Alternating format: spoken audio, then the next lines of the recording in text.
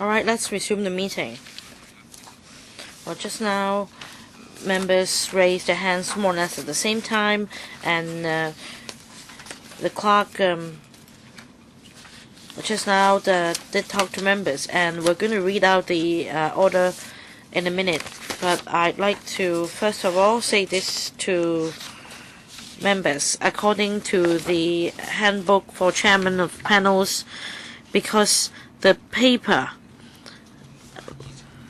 for this meeting is not submitted before the deadline, and yet I've decided to retain this item on the agenda. So I need to ask members if we agree to continue to discuss this item today. So if members agree, then we'll continue with this item. I need to declare, first of all, that I am a member of the board of the Hong Kong Airport Authority and an EXCO member. Does any member wish to declare their interest? Mr. Frankie Yik. I declare that I'm a member of the Airport Authority Hong Kong. Mr. Chen Kam Lam. Chairman, I declare that I'm a member of the board of directors of the Airport Authority Hong Kong.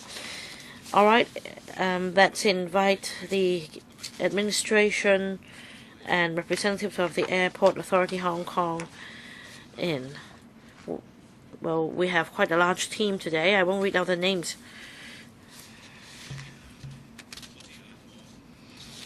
All right, I know. I'll ask Debbie to write the list. Ann Chang, Chen Kam Lam, Wong Ting Kwong, Lam Tai Fai, Paul Chair, Frankie Yik, Yu Si Wing, Charles Mock, Ben Chan, Kenneth Leung, Dennis Kwok, Christopher Zhang, Sin Chung Kai, Elizabeth Kwok, Tan Ka Piu, Chen Kin Paul, Albert Chan, Fernando Zhang, Albert Ho, Stephen Ho, Wong Kwok Heng, Kwok Ha Ki, Lee Chuk Yan. Any others? Alright, this is the second page. Gary Fan and Ma Fung Kwok. Your name has been read out. And Michael and James Tian. Sorry, Kenneth Chan. I think you're quite early on the list.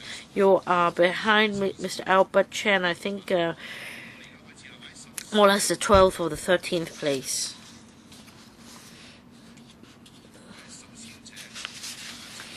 So perhaps I'll invite representatives of the administration and the Airport Authority Hong Kong to brief us on today's paper. Secretary. Chairman, well, the problem facing Hong Kong today is the saturation of the two-runway system of the airport, and whether we should implement the third runway system as early as possible. If it is the community's decision to stay put, then there is no need to discuss further.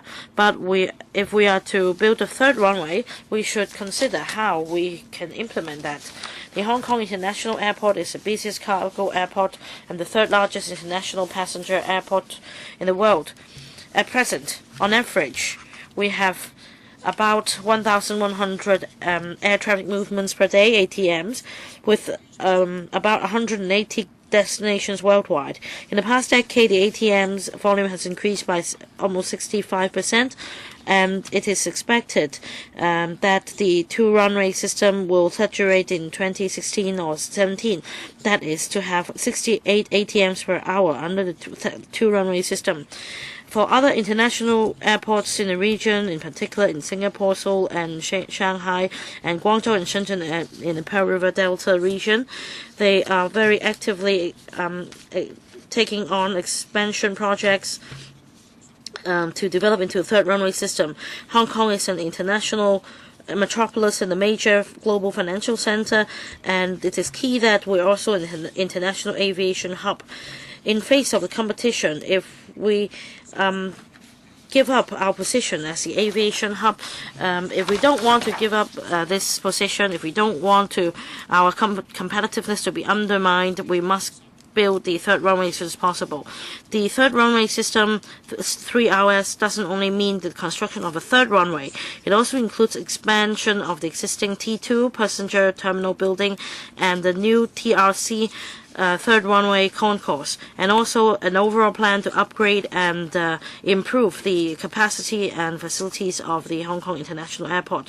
The Airport Authority Hong Kong would like to implement the third runway system as soon as possible for completion in 2023. The MOD prices is estimated the construction cost is estimated at $141.5 billion MOD prices. However, it will also bring additional economic benefits. According to 2012 prices, the benefit will be at the tune of $455 billion in 15 years. Of course, the investment sum is also great. Therefore, we must be cautious as well as and prudent as far as financial arrangements are concerned to ensure cost effectiveness and to properly implement cost control. And the AA has put forward the specific joint contribution principle to cope with the expenditure of the third runway system, together with the internal utilization of resources and external borrowing. And also, this will be fairer and more reasonable than using government revenue, which is to be financed by taxpayers. So this is what you often find in the market. Taking out money from the market actually shows whether this is a reasonable financial arrangement. As a statutory organization, Hong Kong International Airport needs to adopt a prudent principle in investing and raising money. With the technical comparing Hong Kong's fees with international airports around the world, the charges are pretty low. So we need to restore the fees to the level at 2000 and adjust it according to inflation, and this is the feasible option. And this sort of charging only takes up operating right of a cost of 4% of airline companies. As for charging apart from overseas travel visitors, taking out charging passengers this departure tax is also a common practice in other airports around the world. Of course, there are lots of views on the charging the departure tax. The Hong Kong Airport Authority will actually review the level and will consider lowering the departure tax to meet the public demand if there's the need. And we will try to set up the 3RS to raise the air traffic movement. And with the huge demand for air traffic movement now, we need to try to accommodate the fact that new airline companies may not be able to set up new routes and concentrate on profitable routes, and also reduce the possibility of routes available, or other airline companies may go to use other nearby airports if we cannot meet the rising demand and implement the 3-runway system. To the general public, Hong Kong has changed from a actually international airport into an aviation hub. If its competitiveness is continued to be undermined and cannot enhance, the number of destinations, variety of destinations, and also flights available to the public, then that would affect people who need to go on business or to study or for travel overseas. This will have an impact on them. Some people charge or question whether the 3-runway system can reach its expected efficiency or benefits due to the airspace issue in the Pearl River Delta. But indeed, we did form a tripartite working group with the Civil Aviation Administration of China and Civil Authority of Macau in 2004. And in 2007, we implemented a plan in 2007. And we will actually implement various optimization measures in stages before 2020. It lies in the interest of the country, not just Hong Kong, to indeed enhance the air traffic in the Pearl River Delta. The Civil Aviation Department has implemented some of the policies and plans envisaged in the 2007 plan and has been in close contact with the Civil Aviation Administration of China. The Civil Aviation Department will continue to liaise with the Civil Aviation Administration of China to implement the plans agreed upon in our 2007 plan. We will actually continue to put priority to air traffic safety. The plan in 2007 is based on the need for a multi-airports, multi-runways option in the River Delta. But that doesn't mean that Hong Kong would fight for airspace right in the region. We understand that legislators and the public are very concerned about the three-runway system plan. We agree that it's reasonable for the three-runway system to be put under public monitoring, and we will continue to report to the progress of the 3RS over time. We also consider setting up an advisory committee so that the main stakeholders in society will continue to monitor the three-runway system along the lines of the Professional Airport Authority set up in the last century when the Jellicoe Airport was in the pipeline. The three-runway system will be promoted by the Airport Authority, but the administration also has to ensure that the three-runway system will be well planned and implemented smoothly. Indeed, back in 2012, the administration has set up an airport expansion office under the Transport and Housing Bureau to provide all the help needed for the implementation and the planning of the three-runway system. The professional office actually will have, the head of this office will expire. The term of the head of the office will expire by March 31st. So we would like to get member support for the extension of the director of the office to have his job renewed to 2017-18. Chairman, we have done contingency planning for the 3RS to ensure that the future 3RS project will be cost-effective. May I now ask the Chief Executive Officer, Mr. Fred Lam of Airport Authority Hong Kong, to brief us. But how much time would you need? I'll be brief. It'll just take me a few minutes. Okay. Chairman and members, the Executive Council, the Chief Executive and Council approved last Tuesday the three-runway system.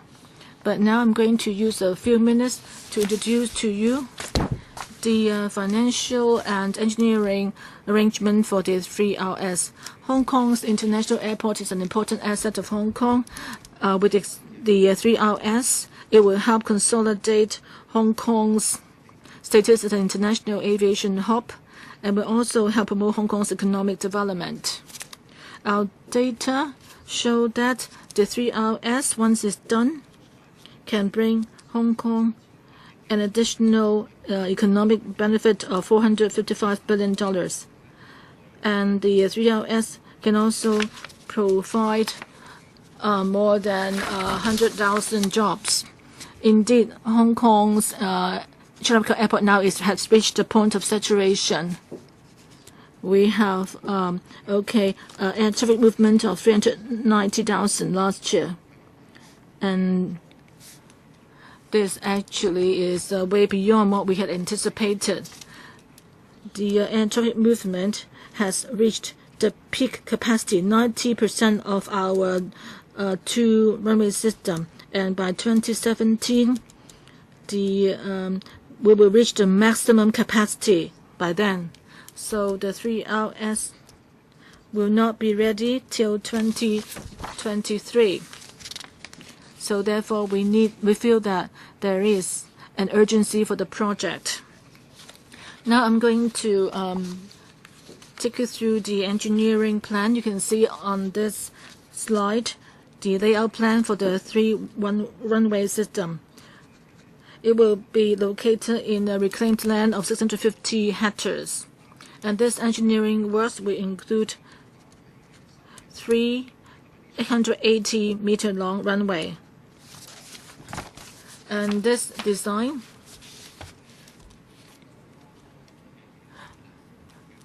in comparison with the Hong Kong IA Master Plan 2030 submitted to the Executive Council, this latest plan has been optimized compared to that plan. It will include some automated people mover and also changes to the layout plan for the concourse and so forth. So our latest design will be enough to accommodate the expected an additional 30 million passengers by 2030.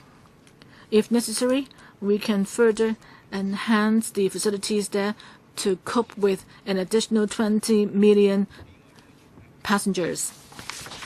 So this is a prudent and cost-effective design to us. With the changes or advancement in aviation technology in the future, I'm sure we actually will have the room in the future and the flexibility in the future to make further enhancements. Our next stage of work will be to implement the design details. Apart from the new runway, the concourse will reach have an area of 280,000 square meters and provide additional parking stands. And this proposed design will be very practical and not overly extravagant.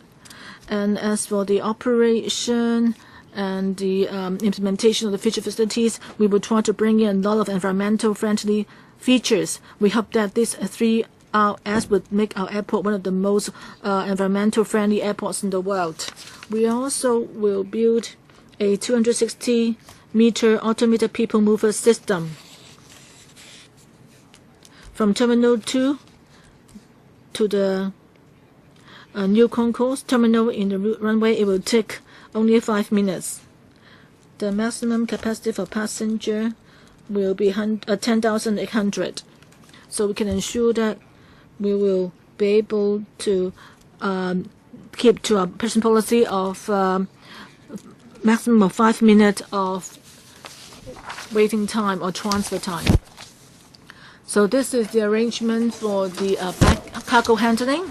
And this cargo handling can ensure that after they get off the plane, they will be treated to the same standard of service. That is, the time needed for the first cargo to be loaded onto the cargo belt will be 20 minutes maximum. And the longest time we need for the last piece of cargo to be loaded onto the cargo belt will be 40 minutes. So if we can start the construction next year, we hope to commission the project in 2023. You can see from this chart the construction cost of the 3R system and its components. The 3RS on the money of the day prices will cost $104 billion. So the terminal, the parking stands, cargo system, and so forth will make up the 60% of the cost.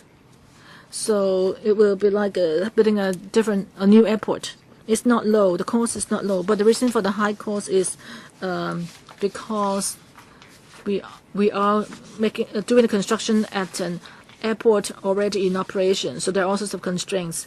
And secondly, in the past few years, the construction costs in Hong Kong have gone up.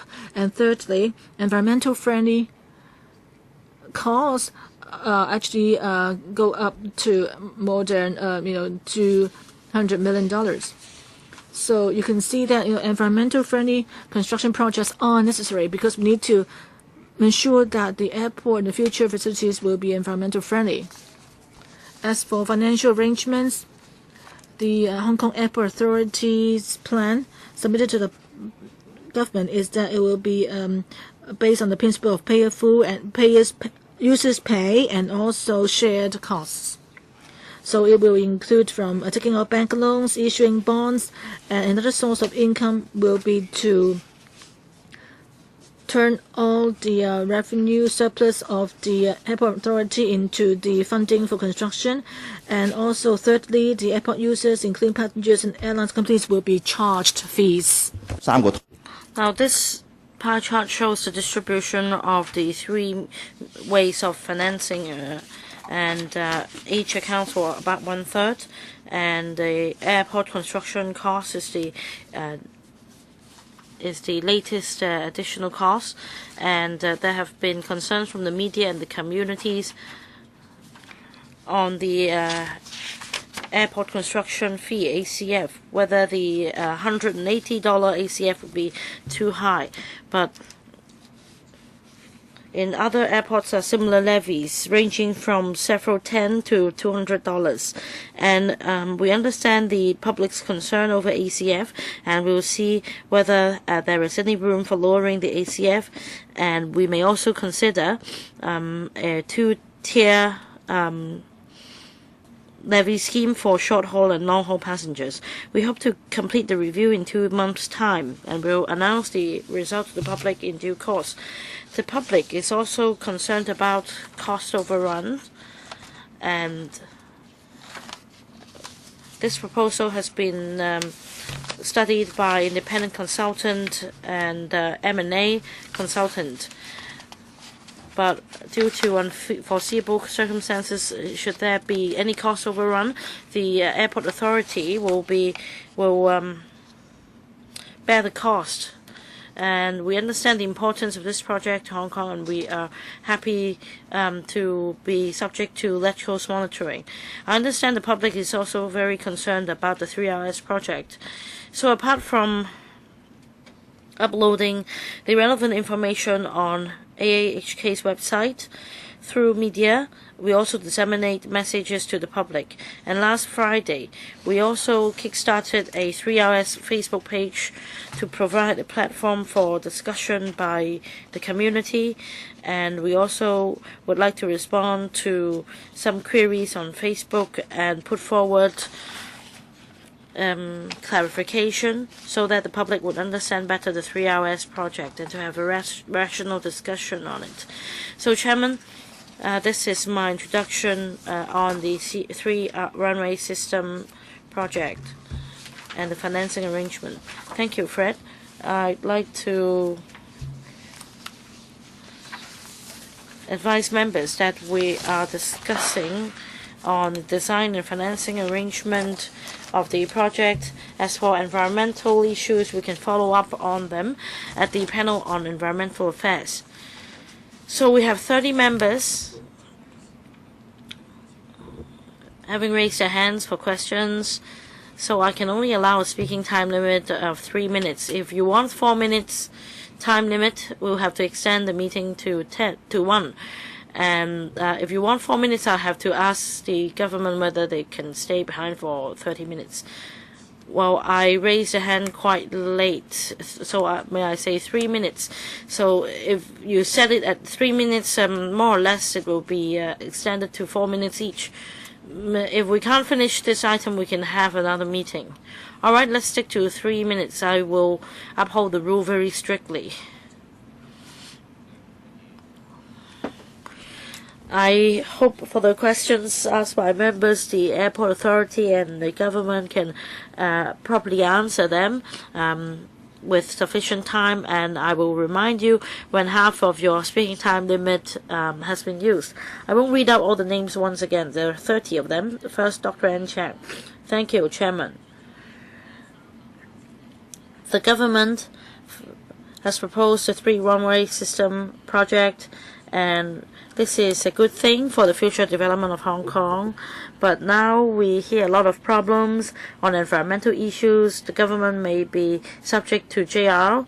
And as for the aviation matters, well, there are still ongoing discussions with the mainland counterpart on the use of airspace, and there are also confidential documents and about joint contribution and user pays principle. Well, the public is really concerned, and there is also a proposed ACF of 180. So what if the debt cannot be repaid? Would it be transferred to the taxpayers? There are so many uncertainties. You hope to complete the project by 2023. Then, well, my concern is you won't even be able to start your project in 2023. So my question is how you can convince the public in a short period of time that this project is beneficial. Well, there are 2 judicial review cases on the environmental impact. If the court decides that a hearing should be held, then of course there will be an impact on the project. This is something out of our control. As for the financing arrangement, the government finds it reasonable and viable, because as far as financial arrangement is concerned, either is funded by the government revenue or by the AA. So we believe that comparing to utilizing government revenue, it is more reasonable to resort to the financing approach by the AA and by retaining profits. It's more reasonable than using government revenue. In 2007, on use of airspace, the 3 places reached an airspace plan, the PRD airspace plan. Of course, there are technical measures to be implemented, and as we understand, the Civil Aviation Administration of China, CAAC, will take the lead in implementing these measures. If we say we should wait for the implementation of all the measures before we kickstart the project, we'll have to wait until 2020 before we can start the 3RS project. This is also the choice facing us.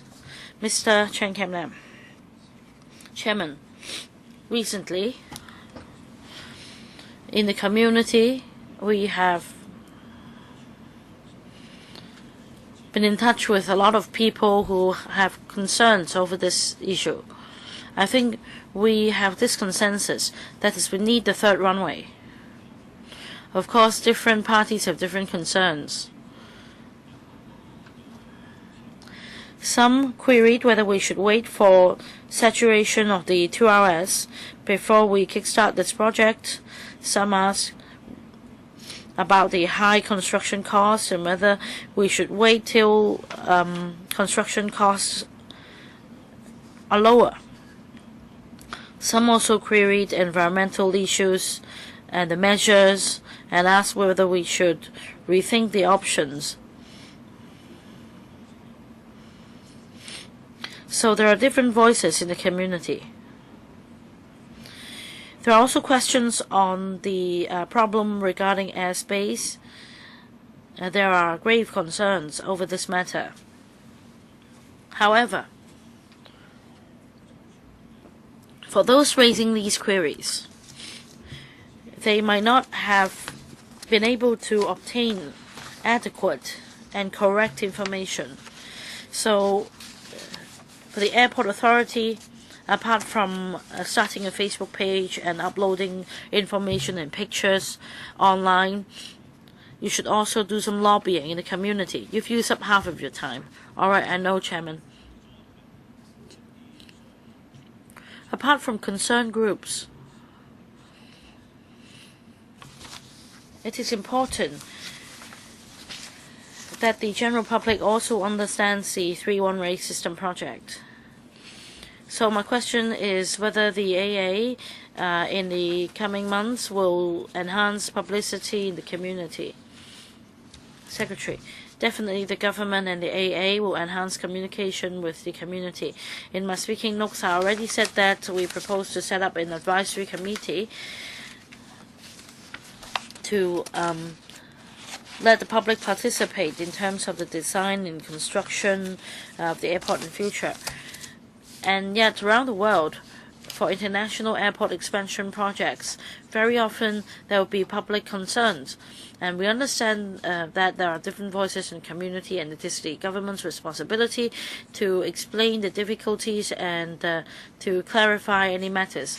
Well, perhaps if we have time, we can supplement, but definitely the solution is not to continue to rely on the 2RS. Mr. Andrew Leung, Chairman, I think the government should explain to us clearly. What if we don't have the 3 one-way system? This is a zero-sum game, is it? If we don't develop the 3 one-way system, will we stand to lose more? You should explain to us. And there are experts, so-called experts, telling us that in fact we could cope with the 2RS, and then the air quality will become deteriorated with the 3RS, etc. And there are also allegations that the 3RS will be a white elephant project because you can't explain clearly to us the issue concerning airspace.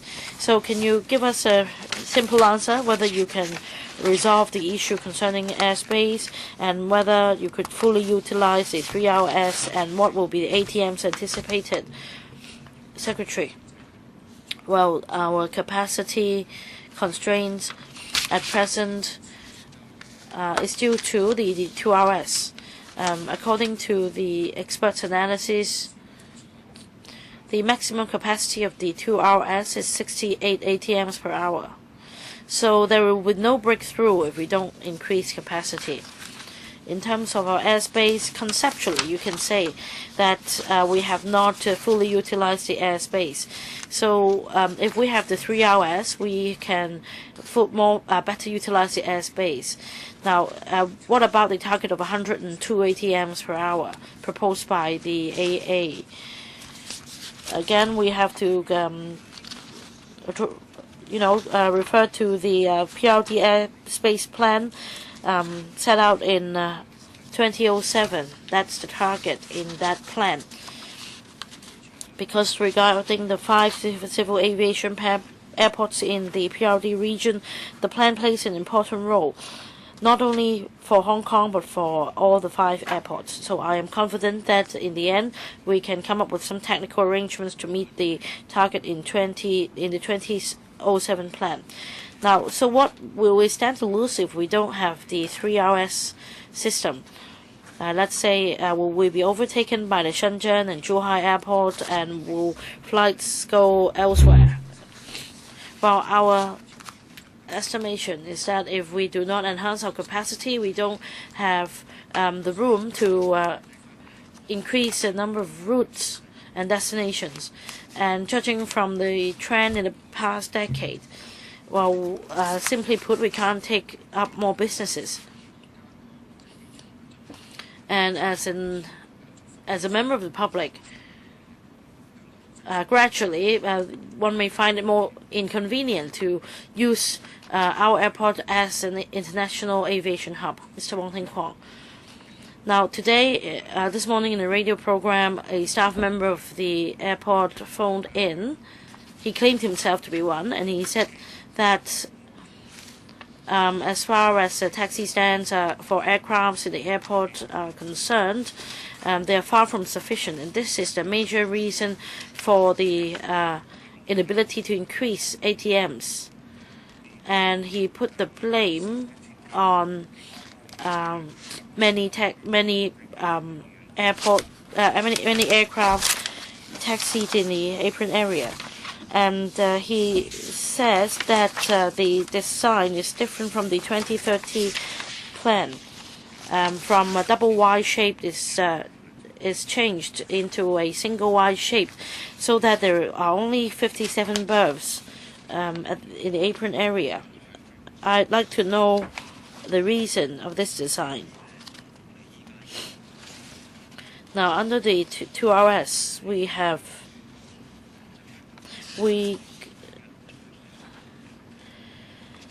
continued to increase the number of berths, and in the western taxiway area, or the apron area, we have increased a couple of dozen verbs. So with the expansion, there'll be some improvement. When we prepare the MP 2030, we set a target that is by 2030, we should be able to handle 3 million more passengers. Of course, from 2010 till now, at that time we did not have a schematic design, and we engaged different consultants to come up with different design options. As for the single Y-shaped design that we have proposed, this should meet the demand forecast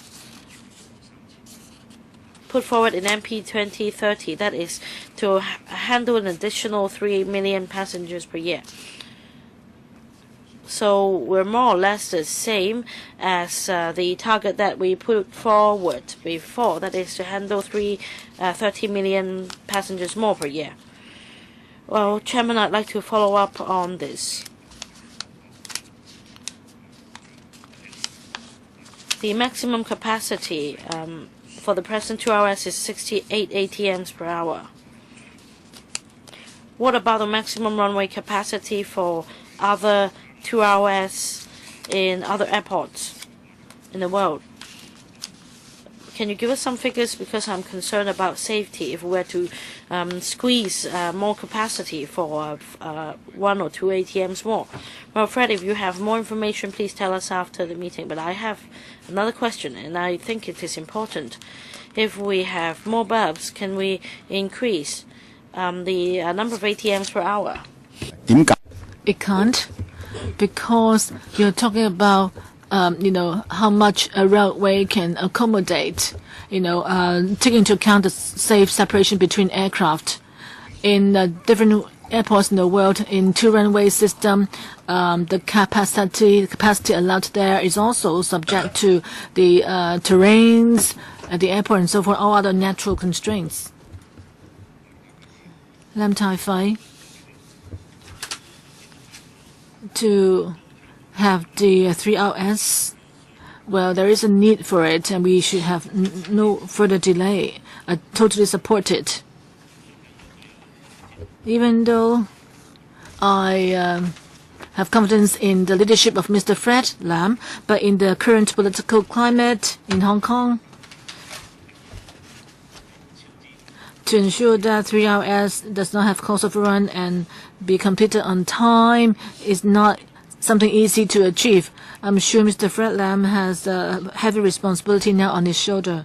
Well, the existing airport, Chicago Airport, was finished beyond schedule and also resulted in a cost overrun. Everyone knows that. So if there is a cost overrun for the future expansion, and if it cannot be completed on time, will the airport authority shoulder the entire responsibility? And you have proposed various measures to finance the cost. The most controversial of which is the $180 departure or construction fee. How are you gonna find $140 billion? It's something of a tactic, and you also need to raise other funds. So why would you not consider actually thinking of other options other than charging passengers the construction fee? I think this is something that requires big wisdom, and this would be less controversial if you can come up with a separate option. And would you also consider using the future fund to help finance the new runway system, Mr. Fred Lam? I think the construction cost of this project was arrived at after careful evaluations by experts, and we think that this is a reasonable projection. Of course, the work of the airport authority is to do our best to ensure that there will be no cost overrun. But Mr. Lam was right. Nobody can ensure that within 8 years there will be no unexpected costs that lead to a cost overrun. Internally, we've done a risk assessment and pressure test, and we show that we are fully capable of completing the construction. Mr. Lam also suggested that we can extend the period of charging fees. Well, we are now have our financial consultants studying other options, but in financing, raising the funds for the 3RS, I think the biggest issue is cash flow. It's not so much about returning the debts in the future. Okay, Paul Chair.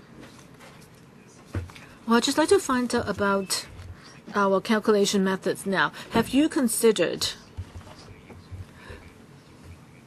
sort of other indicators, like when we have the master plan, there wasn't yet, the acts of aggression against mainland tourists in Hong Kong. You know that many of the increased number of passengers in Hong Kong nowadays are from the mainland. So have you taken into account whether there's a need for new assessment of the need for the 3RS in the light of the public resentment against mainland passengers and tourists? Maybe would there be a chance of mainland passengers going to other places, not through Hong Kong, as they do now? So have you factored in all these new events and considerations which could affect your calculation of the feasibility or estimate of the cost and assessment of the feasibility of the project? And also, in the past, when Chetla Kok was built, we used a lot of South Asian laborers. Back then, maybe there was not as strict control over imported laborers. So what do you think of the future need? And would you also extend by 1 year? That is, with an extension of 1 year, how many more costs will be added to the construction cost? That is the increase in construction costs, percentage-wise? Yes, I'll try to answer Chair's question. 20% of the passengers at the airport are from the mainland. In working out the future capacity or the passenger load, we foresee that most of the passengers at the airport will be from around the world, not just China. We've also looked at that if the project was to be delayed by 1 year, then we'll need an additional $7 billion. Of course, originally there was protest against parallel traders, but parallel traders shouldn't be the main clients of the airport. How about laborers? Well, laborers is really an issue that we need to face. It is a risk. But we feel that the 8-year construction project will actually need laborers the most. That would be the peak period for laborers in 2018 and 2019. Li Qiming, well, the Secretary said that Hong Kong Airport is facing intense competition. It will face even more intense competition from nearby airports. We agree that the global economy now is moving towards Asia. And also with the rapid growth of e-commerce, Hong Kong will definitely benefit from the trend. And the logistics and transport sector that I represent very much hopes that the 3-runway system can be commissioned as soon as possible, because Hong Kong needs to build on its strengths and build up our critical mass so that we can continue to be in a leading position and have sustainable development. The recent discussions focus on the issue of air war, and experts have raised concern about it. If the air war issue cannot be resolved, then there's no use for the 3RS. I know the Secretary has tried to offer an explanation, but it seems the experts' concerns are not removed. they're not convinced either. You said that you've been talking about, flying north, whatever, over the past 20 years. But I'd like to ask the Secretary, have you got a better explanation to ease public worries? Because this issue is a basic point of discussion now. Yes, many people have expressed concern about this. In the past, we've tried to explain it to the public, but I know it involves technical issues, but sometimes after you've explained, the people with doubts continue to have doubts. But just then you mentioned air war. I think air war is not the issue. Later I'll ask my colleague to explain further, to respond as well.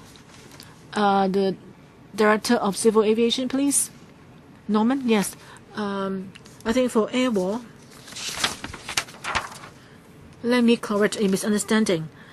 Air war does not affect the capacity of the 2 runway. With or without air war, the 68 air traffic movements will not be affected because airplanes only use the runway for departures and landings. You're lying. But those in the gallery, can you please be quiet? I think as for the issue of capacity, it really depends on how much time there is for planes to land and depart on the runway. The air war is related to air traffic, the efficiency of air traffic management. As for the air war, we have, in accordance with the plan in 2007, we've been trying to enhance the situation through negotiation with the Civil Aviation Administration of China. In non-peak periods, we have lowered the air war from 15,700 square feet to 12,800 square feet. We hope that by improving the environment, the time period can be extended. Based on the 207 plan, in designing for the 3 runway, we have removed the concept of air war, and we will actually design based on the predetermined procedures and try to enhance the airspace management in the Pearl River Delta. You see Wing next. Thank you, Chairman. Hong Kong does need the 3rd runway. Otherwise, our logistics and tourism industries, our economy will come to a halt. And during the construction period, there can be lots of job opportunities. So the tourism sector largely supports this plan. But for the financing option, one is the construction fee. Well, we think that is too high, and we're very pleased that the Airport Authority has agreed to review it. We hope that the review will come to an end and soon, and also the proposal will not affect Hong Kong's competitiveness. And also, there's also the mentioning of the airport charges for airline companies. With the increase, our airport charges will not be high, internationally speaking, but the rate of increase is just too high. I hope that the Airport Authority can review the level of increase in airport charge, because if it's too high, then the airline companies may transfer the cost to passengers, and this will not be what we'd like to see. So in reviewing the construction fees, I think the airport charges as well for airline companies, I hope that the authority can review that as well. And once you've decided on the charges for airline companies and the construction fees, would the government pose limits on the charges? So as to avoid the scenario that the Airport Authority would bring in higher charges when they find that there is not enough funding. And secondly, as for the time for landing and departure, well, we have 66 ATMs per hour. It will raise to 68. The Hong Kong-Macau-Zhuhai Bridge will be finished in 2017. Will the administration liaise with or cooperate with the Macau Airport and Zhuhai Airport so that before 2023 there can be more arrangements for traveling by land or air? Secretary, I think for the airport authority will review the fees to be imposed on passengers, and he can talk about the fees for airline companies later on. As for cooperation between airports in the peripheral delta, there is cooperation now. The Hong Kong Airport Authority has a memorandum of cooperation with the Shenzhen Airport. With Macau Airport, we do have all sorts of cooperation as well. I think in planning for the third runway, we have considered the completion of the Hong Kong-Macau-Zhuhai Bridge. Mr. Ban Chen. Thank you, Chairman. Now, after the Express Rail Link and Sha-Tin Central Link projects, we have not much confidence in the financing arrangement if it is the government that is the only one who foots the bill. Now we find this proposal feasible because the AAHK will also be injecting capital, and we have more confidence. And yet, over the past week, there have been suggestions that you're trying to circumvent the LegCo's monitoring. Now, my question is how the government will allow LegCo to monitor the project, and my second question is on airspace. Now, Secretary mentioned that the mainland authorities have discussed this issue, and we understand that the mainland counterpart also supports the 3RS.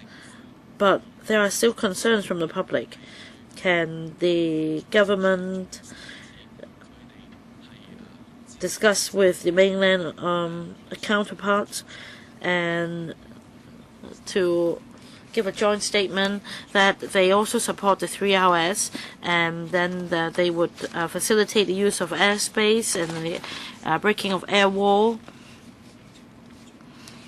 Well, whether we want to circumvent the control of LegCo, of course we do not, because today we're here to brief LegCo members on the proposal, and we'll continue to do that.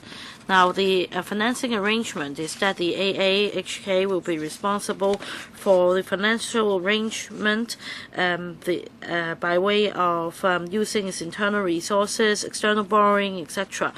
But it doesn't mean that LegCo will be spared from monitoring the airport. We'll continue to monitor the AA properly. Now, on airspace, we've been discussing the issue for a number of years, and the mainland authority also supports us as the international aviation hub and the 3RS project. Of course, the PRD airspace plan in 2007 was not drawn up specifically for Hong Kong's airport, but for all other airports in the PRD region. And the target and the implementation measures set out in the 2007 plan. Well, Secretary, my question is, can the Hong Kong NCR government urge the CPG to reiterate the support for the 3RS? Well, before the end of the plenary session, well, my question is, there is grave public concern. Can you ask them to come out and say something again? I think the central authorities have reiterated the point time and again. I think the issues on the use of airspace may be at an appropriate juncture. Secretary can liaise with the relevant authorities and urge for better coordination so as to meet the needs of all sides. Next, Dr. Kenneth Leung. Well, I think there are two major issues. One is with airspace management. Of course, for the 2007 airspace plan, we don't have the specifics. I think Secretary should regularly report to us. the indicators in the airspace plan in 2007. If they are met, you should tell us. I understand, of course, there are sensitive data that cannot be disclosed, but what about the progress between now and 2020? You should give an account to the public and let go the progress of meeting the indicators. Now, I have this impression, as far as the 3RS is concerned, that our airspace must have this capacity.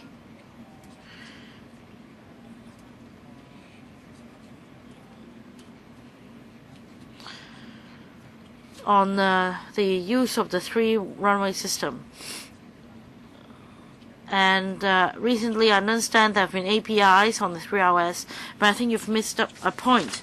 Apart from ATMs, now we also must pay attention to matters such as training of air traffic control officers, repair and maintenance, so on and so forth. You've used up half of your speaking time limit. But the Secretary may only take 30 seconds to answer my question. This is a risky investment. If this project, from a commercial angle may be regarded as a risky investment, but your responsibility is to convince the public and lobby for our support to agree to your risky investment. So you should convince us that this is an investment worthy of support. And on the financing arrangement plan 2 years ago, I had this concept for the $53 billion loan or borrowing. I hope that the majority can be taken out by way of conventional bonds, whereas a small portion can be taken out by way of Sukuk or Islamic bonds, which is more innovative. Well, yes, the CAD, the Civil Aviation Department, is setting up the new air traffic management system. As for the 2007 airspace plan, we cannot disclose the plan as it involves Hong Kong, Macau, and the mainland, the 3 parties, but we'll try our best to say more on this plan in the future. I think on financial arrangement, Fred has heard you. I hope Fred would go back and consider Dr. Kenneth Leung's suggestion. Mr. Dennis Kwok. Chairman, we have this paper from the government, but I think it's disappointing that it only sets out the positive or the merits of the project instead of setting out the risks involved. For a project costing $141.5 billion, there must be risk.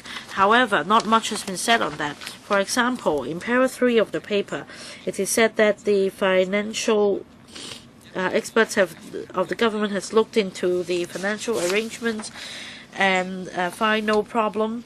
I don't know on what basis this independent financial consultant says that the government, the market could absorb the bonds issued. But what if this is not the case? Will government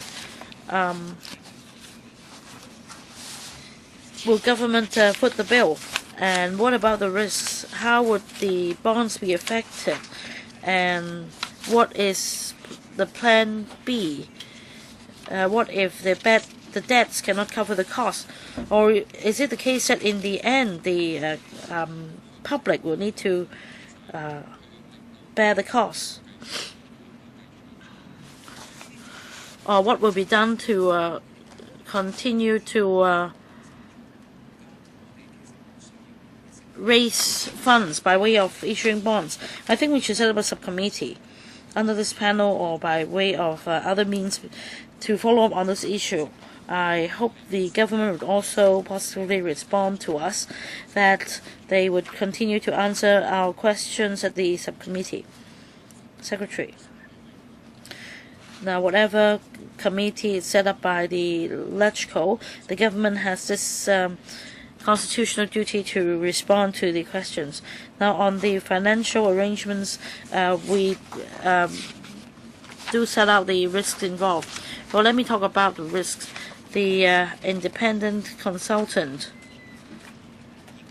makes this projection based on the income of or revenue of the AAHK and the credit rating, and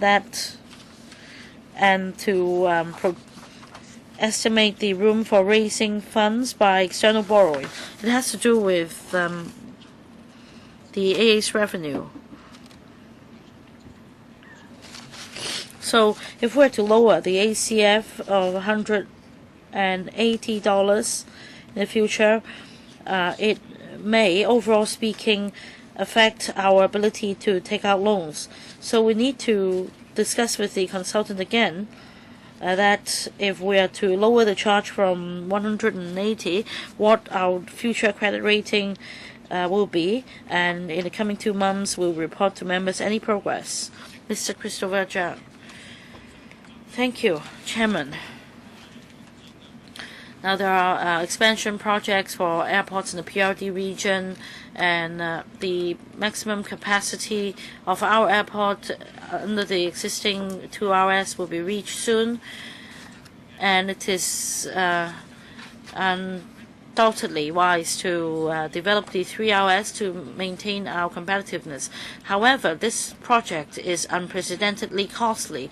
It costs $141.5 billion, and we also need the PRD authority to work with us on the use of airspace before it can have full effectiveness.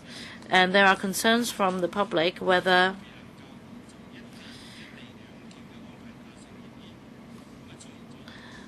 a similar situation would occur as in the case of XRL, that after the commissioning of the XRL, the co-location arrangement still cannot be put in place, and that this project will just become another white elephant project. So what can the government do to allay the public's concerns?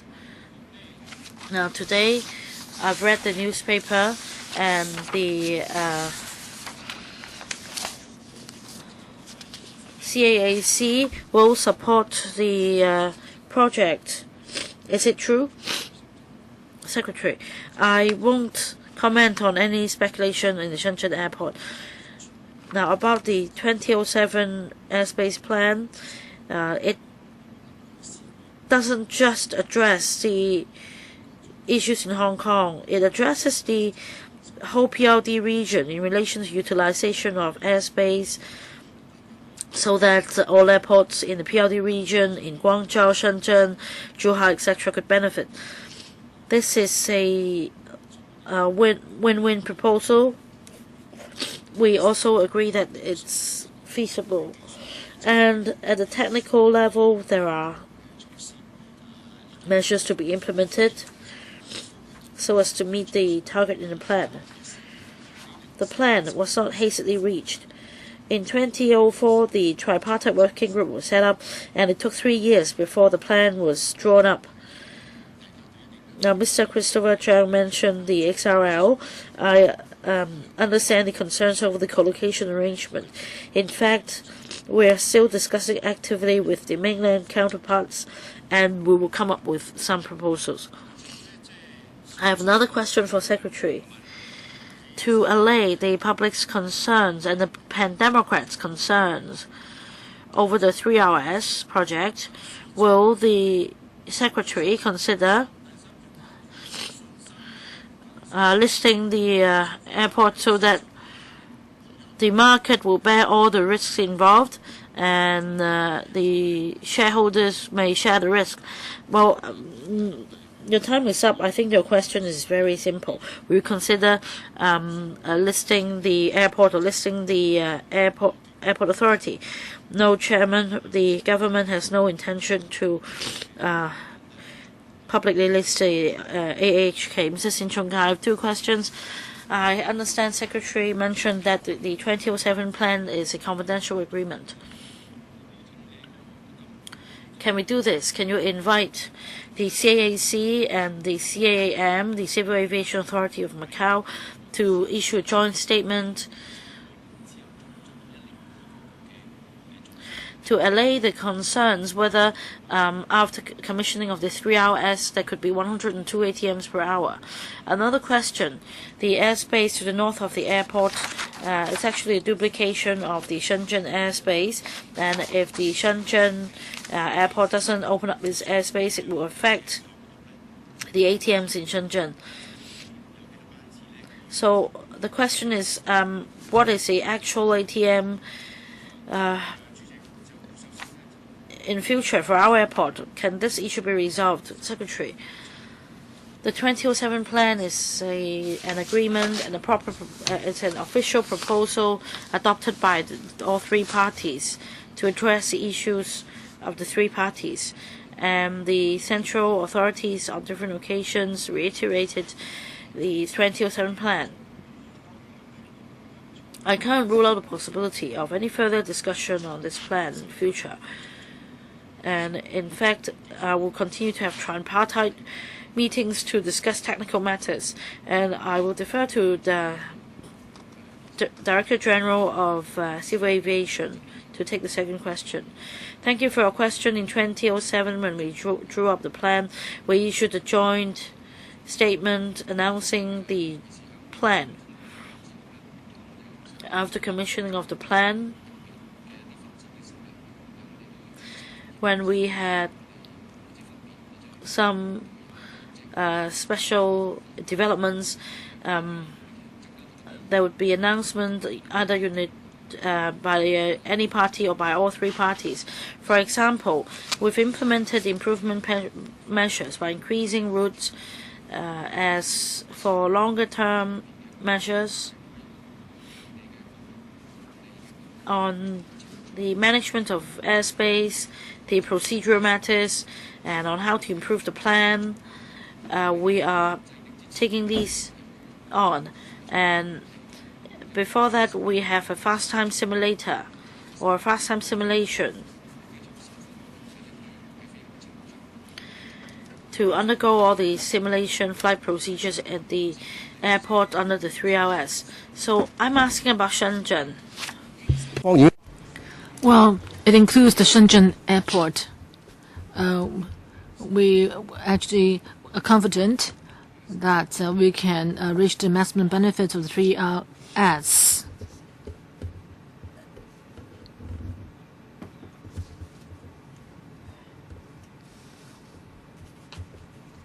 There's no second round. There won't be a second round. Elizabeth Watt. Thank you, Chairman. I support the building of the 3RS. To consolidate Hong Kong's competitiveness, we need to have the third runway, and there's no replacement for it. And this can also help with the continuous growth of various industries. There is the suggestion of shelving the plan, but my feeling to it is think that we'll very likely lag behind others if we have further delay, losing our competitiveness as a result. Just the Secretary said that a delay by 1 year will cost $7 billion. So that's something for us to take note of. And in 2017, the airport will reach its capacity, but the runway will not be ready by 2023. So if there's even further delay, then there's a time lag. How are we going to enhance or maintain our competitiveness in that 6-7 years? Well, Secretary, the two runway system will reach its capacity in the next 2-3 years. So there are objective constraints. But before 2023, what can we do to cope with additional passengers without increasing the number of airplanes? Okay, Mr. Lam, can you answer? Well, we know that because of the limitation of the runway, we will reach our capacity before the date that we had expected. So we need to increase the capacity of our airport to handle passengers. Our biggest works now is the development in the midfield of a new concourse that cost $10 billion. It will be finished by the end of this year. When it's done, then we'll be able to cope with an additional 10 million passengers. On top of the existing 60 million passengers that we handle, that means we can handle a total of 70 million odd passengers. And we're also expanding the apron at the cost of $2.5 billion. So the parking stands and the connectivity issues will be actually resolved. And we're also enhancing the capacity at Terminal 1, because that's the terminal where most or a large number of passengers use. So apart from handling passengers, baggage, and so forth, Chairman, because of limited time, just then what you said haven't really addressed our concern about the bottleneck in the air traffic movements. How are we going to handle that bottleneck? Well, on the one hand, even though we'll reach our maximum capacity, we need to increase our capacity to handle passengers. And we are discussing with Civil Aviation Department to see where there's any room to increase the hourly air traffic movements from the present 68. For example, can we allow more flights at daytime? Well, that could be a way to increase the number of flights handled at the airport. Okay, next one. I think the effect facing us is even people opposed to the project has to admit that the airport has reached a bottleneck or near its point of saturation in handling, in its capacity. So therefore, there is this suggestion of even leveling off a peak. But from an environmental point of view, leveling off a peak or reclamation has all sorts of environmental problems. The vast majority of the public know about the airport reaching its saturation. The issue is, if we are to spend $140 billion on the extension, then would it be money well spent? That's the biggest concern of the public, the question of the public. Well, on the environmental issues, we might be able to come up with some mitigation measures. So I'd like to ask the Secretary, there are some editorials in newspapers that says that since the Executive Council formally approved the 3RS, once getting the confirmation of the Executive Council as the CEO, can you disclose more information or the progress of work in your negotiations, discussions with the CAAC and also the CAM? Because if we don't have more information, members of the public will actually still be concerned about, for example, what the previous Director of Civil Aviation have warned about. Well, you are talking about the creation of more than 100,000 jobs, but at the peak time, how many construction workers will be needed? Okay, Secretary, for the first question, how much we can disclose about the work of the tripartite working group? I will look into that. But there is an actual difficulty because the plan in 2007 contains a lot of information related to the tripartite working group, about China or Macau. So we can't disclose too much of them. I understand the public is concerned whether they can have access to information that will help them understand more about the latest project. But do you think that the approval of the Executive Council amounts to a milestone which entitles you to disclose more information? But I think it's nothing to do with the Executive Council approval. The agreement contains some sensitive information. Okay, Mr. Fred Lap. Well, the early part of the construction will involve reclamation, which will be done by machines. We expect that by the time we start building the main structures, that will be the peak period when we need more construction workers. That will be in 2019. We'll need about 10,000 workers working at the same time at the site. Chen Kim-po. Thank you, Chairman. We all understand that the 3RS will be very vital to aviation in Hong Kong. Imagine when we built the Chat-Lap-Kok, there was a lot of opposition. If we had not built Chat-Lap-Kok Airport, then you can imagine what the consequences would be.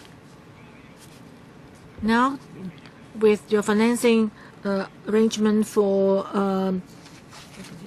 $50 billion, would you consider issuing I-bonds? Now depositing money in the bank actually get very little in return in interest. So if you can offer some retail bonds, maybe giving an interest of 2 or 3%, that could help support your funding need. So why don't you issue bonds to benefit the people instead of benefiting banks? If you are thinking along that line, then that would create another investment tool for the public and help the public be involved in the 3RS plan. Have you considered that? Well, we did consider issuing bonds, I-bonds. As Mr. Lau mentioned, in our bonds to be issued later on, we can actually adopt a multi-pronged approach. Worldwide, there are a lot of investors, whether it's Islamic bonds or bonds for institutions. I think part of the bonds could be retail bonds sold to the public. That's definitely one of the options that we are considering. We are still now mapping out the plan for what bonds to be issued at what time to cope with the need for cash flow in the upcoming 8 years. So I can only give you more details later on. Next one, Albert Chan. Chairman, the 3RS will be a disaster for Hong Kong, environmental disaster, disaster for Chinese white dolphins, financing disasters, disaster for executive and the legislative branches, and also PR disaster.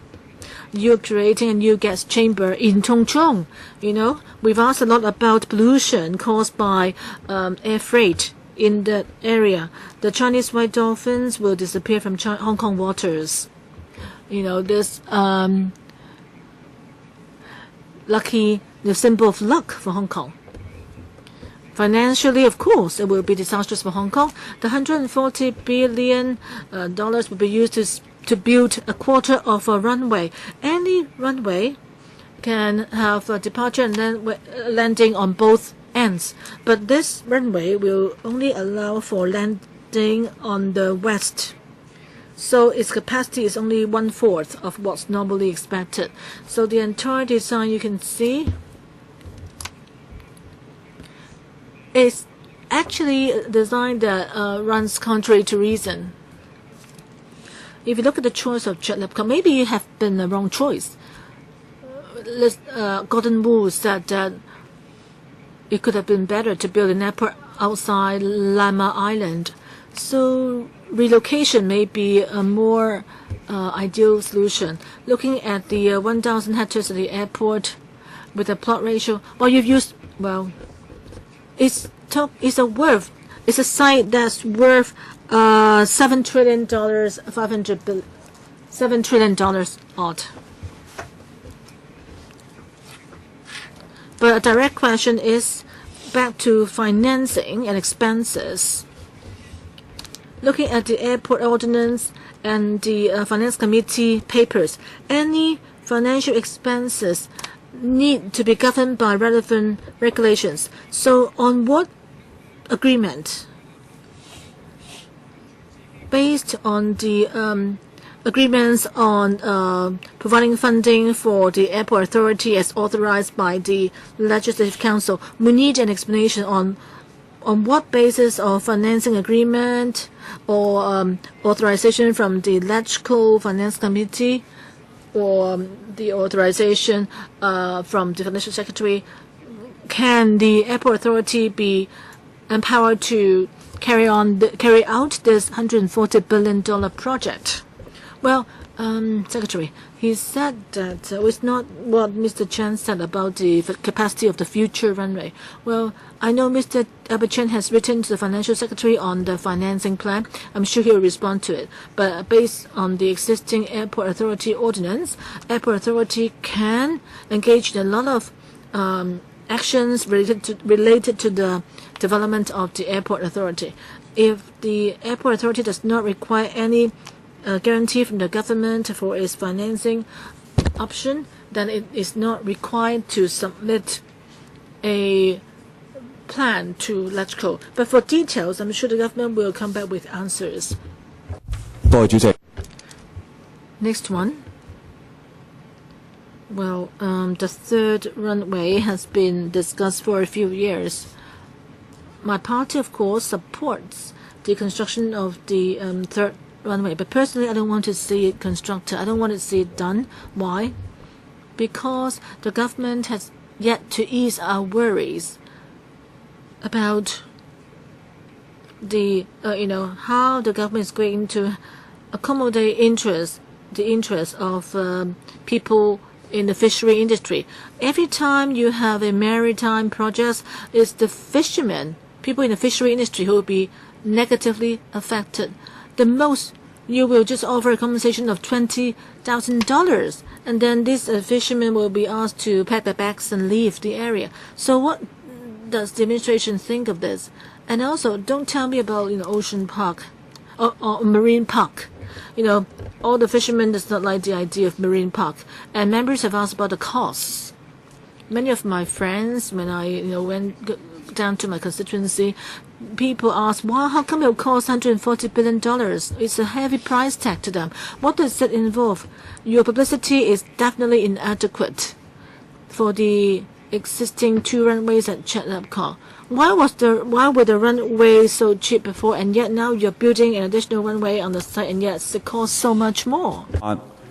So you should explain to the public what it is about, instead of just telling us that this is for the future economic benefit of Hong Kong.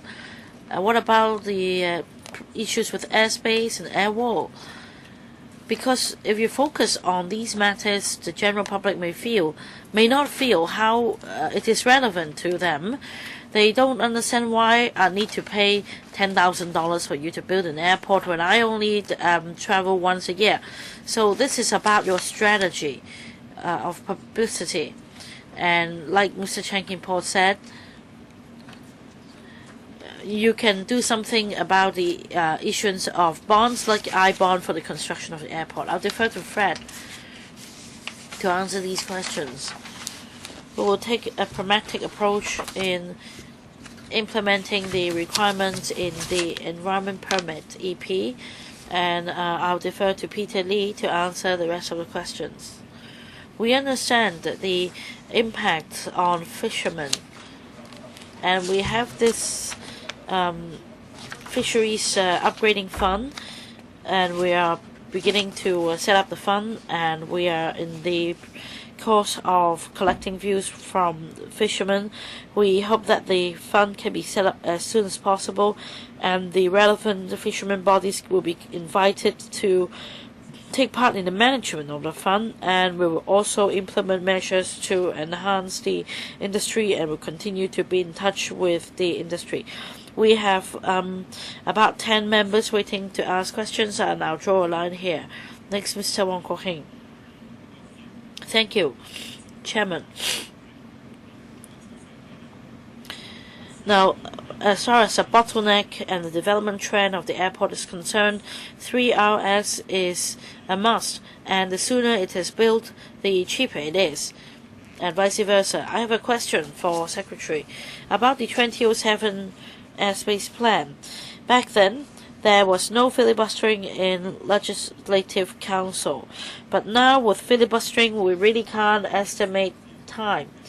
For example, for the restructuring of government secretariat in 2012, because filibustering, it was shelved, and the IT Bureau, now we have no idea when it will be revived. And you can anticipate that there will be filibustering again, and with filibustering in LegCo, you won't have any idea when actually you'll be able to do that. Well, last year, as said by the Secretary, $2.5 billion were wasted with few projects being approved. Now, secondly, on financing arrangement, you mentioned that you will be able to make a profit under the 3RS. And now, in relation to the MPF, there is supposed to be something called the call fund, and that's the old title. And can we incorporate this idea of investment under MPF so that there will be a win-win situation? Secretary. Now, just now, Mr. Lam from AAHK already mentioned that he may consider issuing bonds. Now, the estimation is based on the cost effectiveness of the 3RS, and under the self-financing approach of the AAHK, there are facilities that will be required that will be provided with public money, such as a fire station, road access. Well, Secretary, please answer me. How will you deal with filibustering? So about these facilities, we need funding approval from LegCo. And as I said in my opening remarks, we have this airport expansion coordination office, and there are 3 time-limited directorate posts, and they will be subject to LegCo's approval as well. And as I heard members just now, I think members are also very concerned about the 3RS. Well, Secretary, you have no idea how you're going to deal with filibustering, because filibustering may cost you a delay of the 3RS up to 2047. Secretary, will you be able to answer? Mr. Leung Kwok-hong, this is not your time to put questions. Please be silent. Next, Dr. Fernando Zhang.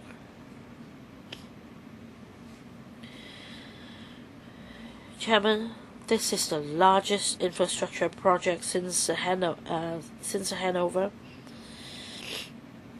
$141.5 billion is just like another XRL, and the XRL project had to go through LegCo and discussion in the community. It was a heated debate, but for the $141.5 billion project, we knew nothing in advance. There hasn't been any thorough discussion on whether actually we should take this project on, and there isn't adequate information for the public to understand whether this project is really necessary. Now we have Guangzhou Baiyun Airport, we have Zhuhai Airport, Shenzhen Airport. So it's not the case that we have no airports nearby. All these airports are claiming themselves to strive to become the international avian hub. And for Guangzhou Baiyun Airport, after the third runway expansion is found that is of low efficiency, it's now regarded as a white elephant project. We don't know whether this 3RS project will become a white elephant project. According to the government, there will be hundreds of billions dollars economic benefit. We don't know the justifications. So my question for the government is whether you will disclose all the consultancy studies or internal research, all the data involved to show how cost effective it is. And as far as the region is concerned, we have 5 major airports in the region, and we're competing with each other. And this is a zero-sum game as far as the airspace is concerned. So how can you ensure that we will definitely win over other airports? You have 3 minutes, questions and answers included. If you go on, Secretary won't be able to answer you. Chairman, very simple. How will you account to the LegCo? Secretary. Now about the 3RS in 2010, when the MP 2020 was announced, there had been thorough discussion. It's not the zero-sum game as far as airspace in the PRD region is concerned. Even if there are airport expansion projects in the region, they are far from meeting the overall demand, so this is not a zero-sum game. As I said in my opening remarks, the government will, under the existing constitution be subject to LegCo's monitoring, and that's why we will report regularly to LegCo on the progress of this project. And definitely, if there is a subcommittee, the administration will attend and answer questions. Mr. James Tian. First of all, we'd like to state the views of the Liberal Party on the 3RS. From the perspective of economic development of Hong Kong, we need to have vision. While today the capacity is not reached, it will be reached in 2 years. But if we believe that it will be saturated in 2 years or in a short period of time, definitely we will support the project because we believe in economic development or economic benefit, and we support it. However, on the financing arrangement, I do have some questions.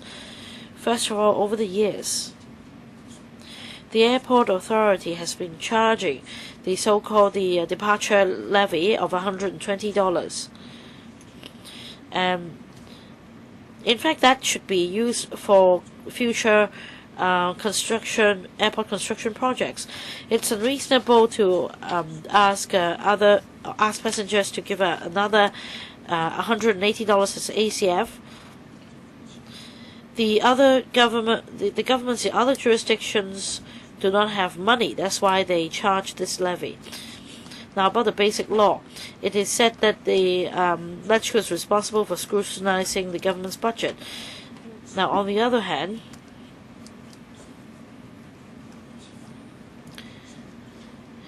if there are charges that the government should impose and yet it fails to do so, it is also the LegCo's responsibility to monitor the government in this aspect.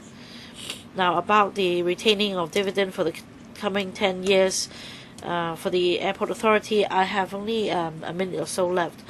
Now, Secretary, have you looked into Article 64 of the Basic Law? Have you contravened that article? Secretary, to answer Mr. Tian's question, from the legal perspective or from the perspective of the Basic Law, according to the Airport Authority Ordinance, there are provisions enabling the Airport Authority to, in relation to the airport's operation and development, engage in different acts, taking into account fiscal prudence, and the airport authority can also issue bonds. And according to the ordinance, the authority can also decide whether to give out dividends and how much. Chairman, I'm asking about the basic law, not the ordinance. Well, the legislation is based on the basic law, and we believe that we are acting in accordance with the basic law, and unless we've come to a stage where the airport authority is asking the government to act as guarantee or to take part of the financial commitment, by then the resolution in LegCo will be required. Mr. Gary Fan. Thank you, Chairman. The Neo-Democrats, in relation to the unresolved issue of use of airspace and the circumvention of LegCo's monitoring of the financial arrangement, does not support this proposal. The government is acting against the public's aspiration in pushing forward this 3RS. It is against. It is a matter of deception. In fact, the government will stop taking dividend from the AHK for the coming 10 years. So, in the end, $5 billion revenue will be foregone, and it is like taking out money from one pocket and put it into another. So that means the public will have to pay before they get any benefit. So this proposal obviously is for the purpose of circumventing LegCo's control. And Secretary, just now you still say that you'll be subject to LegCo's monitoring. And you also need to explain to the public the airspace constraints. And in fact, the third runway system developed by Baiyun Airport in Guangzhou recently could only increase its ATM by 10 per hour because of the overcrowding of airspace. And the former Director General of Civil Aviation also questioned the decision. However, Secretary only responded by saying that those two former DGs have left their posts for a long time, and the public should trust this government. Well, you should. Secretary, because you were lenient on the XRL, there are huge cost overruns now. The former Secretary for Transport and Housing, Ms. Eva Chang, said that the co-location arrangement for XRL could be resolved. But nowadays, now the problem still exists. It is estimated that by 2020, the government could reach an agreement with the mainland authority on the use of airspace. That means the issue will be left to the next administration. Now, Secretary, you may not be still be a secretary by then.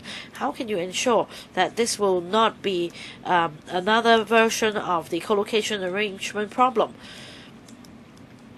Are you trying to those things through and put us all in for a gamble? And DG, will you be bold enough to have a debate with the two former DGs of aviation, civil aviation, on the use of airspace? Secretary, now, judging from Mr. Fan's logic, we should stay put and wait till 2020. I think from the government's perspective, this is impractical. Mr. Lee Chuk-yan. Well, you said that it's not feasible to do nothing. But what has the government done in the past? In the past, you had destroyed, the business at the Hong Kong airport. Why? Because you created the Hong Kong Macau Bridge, Zhuhai Bridge, and the high-speed rail, so all the passengers use those means of transportation instead. So from a macro perspective, you are actually getting more people coming to Hong Kong by land. So ultimately, people have a lot of choices. So why should they use the airport? You destroyed the positioning of the Hong Kong airport yourself, and you've put people, also to other airports in the Pearl River Delta region. And then you tell us that we need to develop, we can develop Hong Kong airport here. But why can we trust you? There's something wrong with your macro planning. So we're worried that the third runway will end up being a white elephant, a toy created by the Secretary, Anthony Cheung, and C.Y. Leung, leaving us with a white elephant of $140 billion. Of course, it's not your money. You're asking the public to shoulder $50 billion that could have been used for other purposes. So you are betting $50 billion on the airport. Well, and this is very heavy gambling. Why? You haven't resolved the issue of airspace. If that's resolved, then why is there only 68 air traffic movements for the two-runway system? In its early design, there were supposed to be more than 70 air traffic movements in the current airways. So because you haven't addressed the core issue, you haven't addressed that core issue, and yet you're asking us to build a third runway, and you're also sending passengers onto other airports. And you said that you would come to LegCo to explain, but that's a fake explanation, because please be honest with the Hong Kong people. You don't really need approval from LegCo to approve your third runway plan. Unlike in matters that are put before the Finance Committee, unless you're saying that unless the government needs to provide the guarantee that you need LegCo approval. So please confirm, is that right? Okay, Secretary. Well, just on Mr. Lee's concerns about, white elephant. Well, back in 1990s, we debated whether there's a need for the Chat Lap Kok Airport. A similar query was raised. So looking back, if we had not built the Chat Lap Kok Airport, I don't know what our competitiveness would be like. Building high-speed rail and bridge, don't look at it one way. You can ask, you can say that why is it that Hong Kong passengers go to mainland airports now when the bridge is done? Then you can also look at it as saying, more mainland passengers will come to Hong Kong after the bridge is built and use the airport here. As I explained earlier on the air traffic movements, because of the geographical constraints of Hong Kong, so there's a limit to how many air traffic movements there can be in the dual runway system. There was a report done for the Provincial Airport Authority. A conceptual estimate was made on about the future air traffic movements in the absence of all sorts of constraints. Well, next one. Well, thank you, Chairman. I'm not a member of this panel, but I'm concerned. Maybe there's not enough time for you to answer, but I think the administration does need to clarify a number of queries. Worldwide, if there is to be a third runway built, at an airport, the capacity would not reach 50%. Usually the additional capacity will be 30 to 40%. So yet in this case, we have a projected capacity of 50%. I just have a bit of doubt about that.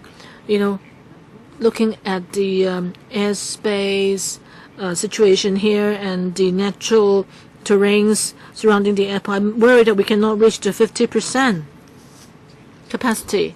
And secondly, on the financing options, if you need to charge $180 per passenger in the short term, you will really encourage passengers going on short holidays to use airport in Shenzhen. And also the rise of high-speed rail, particularly for people going in and out of China, has affected people's traveling mode. For cities that can be reached in 3-4 hours by high-speed rail, people would rather go take the high-speed rail than flying to those cities. So has the airport authority assessed how much impact it will be on the air traffic movements, when more people use the high-speed rail? Well, I don't need an answer. I just want to ask all the questions. I hope that the administration can openly answer my questions. My other question is, technically, with the 3 parallel runways, well, that means the planes will need to cross other runways on their way out or in. What would it mean for the actually efficient use of the 2 other runways? Because it could affect their capacity as well. Now, back to airspace. I know in 2007 we had a bilateral agreement that's valid till 2020. I want to know after 2020, because different cities have seen massive growth in passenger volume. What sorts of scenarios are you expecting? Even though the CAAC can play a coordinating role, but you have to look at the objective reality. What sorts of problems could the airport face, by then? The Secretary, maybe later on you may answer the questions just raised by Ma Fong Kwok, in detail. Do you want to make any brief answers here? Yeah, I'll be brief. And see Mr. Lam if he wants to supplement. The planning for the 3 runway system has taken into account the use of the Hong Kong-Zhuhai-Macau Bridge and high-speed rail. So we've taken into account the other modes of transportation. About the increase in ATM, well, it's all based on statistics. And for airspace, by 2020, when all the measures have been implemented, that were conceived in 2007, a lot of objectives actually lie behind all those measures agreed upon, involving some technical arrangements. And the technical arrangements require discussion between both or three parties. Okay. Looking at the past 3 years in Hong Kong, we have seen an increase of 3 additional routes to the mainland. So this airport was not built just to accommodate more flights to China, and the 3RS system would involve extension of the second runway so that more planes can actually fly over the runway without affecting the ATM for that runway, for the second runway. As for the increase from 68 to 102, that's the figure arrived at after some simulation tests. That's the most effective estimate, which amounts to 50% increase in ATM. Wakaki?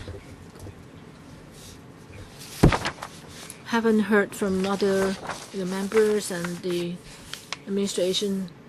It's not that the public do not agree with the expansion, but the point is we have a price tag of $140 billion.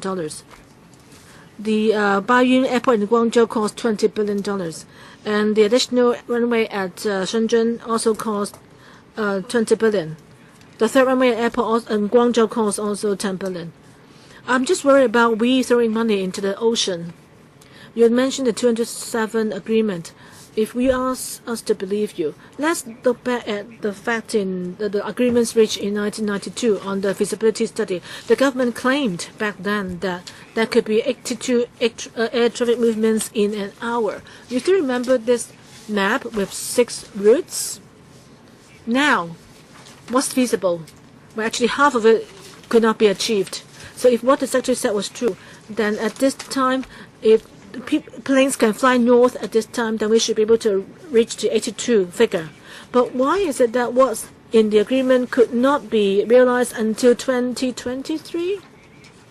If it could be achieved based on the agreement in 2007, why can't we implement the agreement so that planes can fly north to increase ATM to 82? Then immediately our airport would have the ATM risen from 68 to 82.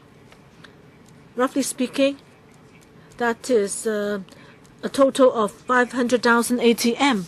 What worries me most is now you're spending 70 billion on Macau, Hong Kong, Zhuhai Bridge, and also another 70 billion on the high-speed rail.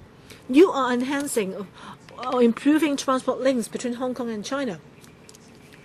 So many cities are now connected by high-speed rail, and now you're expanding the airport. The biggest question is the $140 billion cost. By 2023, what if we found out that what's agreed upon in the past could not be achieved? Then that means that would be a waste of $140 billion. Can you give us any sort of guarantee, Secretary? Firstly, the 3PS is not intended to accommodate air traffic between Hong Kong and mainland. But look at the map there. Well, what the map that dates back to 1990s, but the constraint was not due to airspace issue, but it's because of the natural terrain on Lantau. Today, since assuming that we have 3 runways, we could achieve a lot more and accommodate a lot more flights indeed. So it's not from increasing from 68 to 102. It's relying totally on part of the mainland airspace or in the Pearl River Delta. But I think for this issue is a troubling issue. There are a lot of technical issues. We need to find a chance to explain to you more clearly. Thank you. Alan Neil? Let me reiterate Civic Party's stance. The Airport Authority and the government's 3-runway system proposal has actually bypassed LATCO and undermined the monitoring function of LATCO. And also, due to environmental arrangements, we haven't seen any proper arrangements on the environmental front. And also, there's no guarantee on the airspace issue. That the issue will be resolved. So given that the Civic Party opposes this 3RS plan. So I'd like to use the remaining time to ask a question on airspace, concentrating on Article 130 of the Basic Law.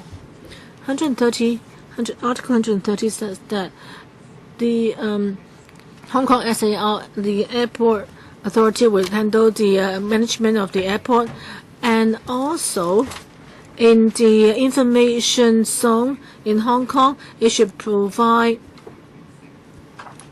relevant planning and follow the procedures required. We, of course, have heard from the Hong Kong Airport Authority, but I know it hasn't yet announced. But it says that based on the 2007 agreement, when a plane takes off from Hong Kong's information zone, then it needs to, when it's in Shenzhen, the Shenzhen air traffic officer would monitor its flight path. So is there a chance that we could violate Article 130 in the basic law? I'd just like to ask the Director General of the Civil Aviation Department to answer this. Under Article 130 of the basic law, as Mr. Leung said, Hong Kong can provide its own air traffic services within the flight information region of the Hong Kong SAR. But it doesn't equate to the area, the territory owned by the Hong Kong SAR. So the flight information zone reaches 270,000 square meters.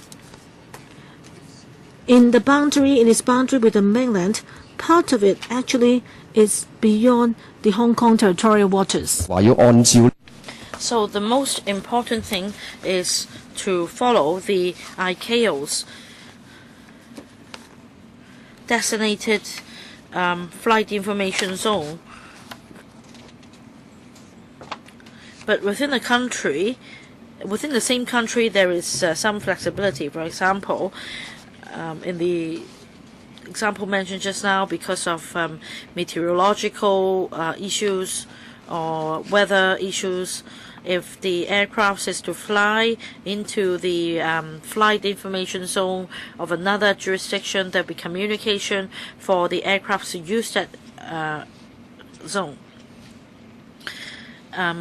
For the real-time fast simulation conducted in 2013, in relation to the so-called boundaries, we've adopted a new way of thinking. Instead of demarcating boundaries very clearly, we adopt another approach of using a mutualistic and sharing of airspace within the PRD region to resolve the issue of congested airspace in PRD. So our view is that it is not a contravention to the Article 130 of the Basic Law. Chairman, I'd like to ask DG whether legal advice has been sought. Of course, we can seek legal advice again. So you haven't sought legal advice. We haven't for the time being, because the practice, as far as airspace coordination is concerned, that's our practice before 1997, and that has continued to be our practice after 1997. We did not consider it necessary to seek legal advice, but if need be, we can seek legal advice. Mr. Wu Chi-wai. Thank you, Chairman. We've been discussing the 3 hours and the existing capacity of the 2 hours. We place emphasis on the topographical constraints. However, about the MP 2030, at that time, 3 elements were pointed out, and that was conducted by the National Air Traffic Services, and there were 3 constraints. First of all, we have a crowded airspace with complex management issues. Secondly, we had a combination of different aircrafts. I'd like to know more about that, and let public know more about that as well. Now, for the 3 issues mentioned,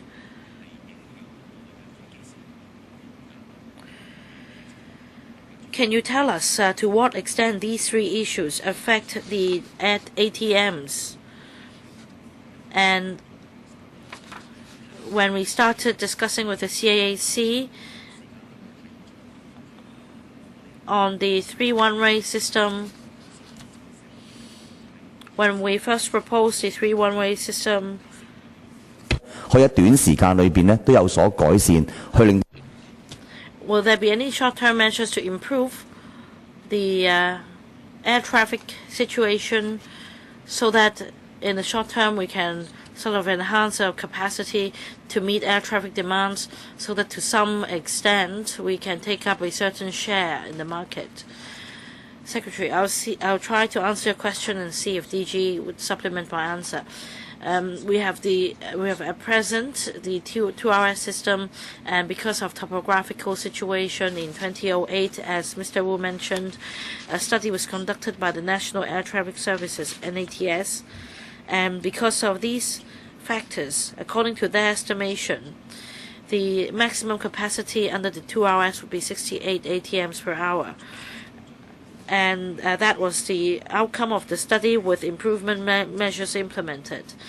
Without increasing the number of one-ways, there is no way we can go above the maximum capacity. However, of course, there is room to increase passengers carrying capacity by using bigger aircrafts or bigger cargo aircrafts, for example. So as I said just now, let's say if this is not a 2RS but a 3RS, then using our existing airspace, we could increase ATMs. I'm sorry, Secretary, so does it mean that if we have the right to use the airspace, if we have the 3RS, does it mean we can increase the ATM capacity at the moment? DG, perhaps let me take this question. I'll try my best to answer your question. If the airspace issue is resolved, well, there is still limited room for increased capacity.